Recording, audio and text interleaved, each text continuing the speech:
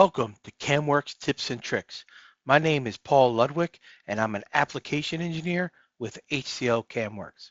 This video is going to look at 5-axis positioning.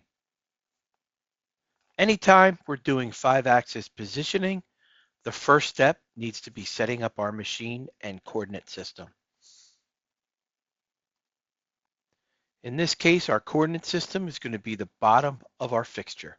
We have that set up with our Z pointing straight up. We then want to set up our machine.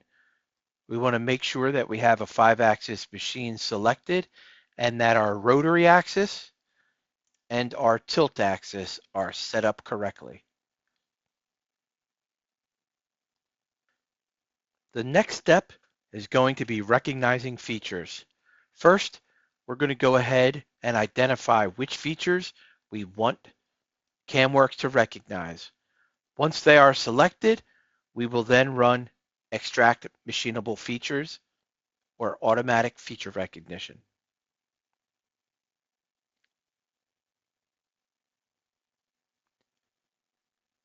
Once feature recognition is complete, we will generate our operation plan and generate our toolpath.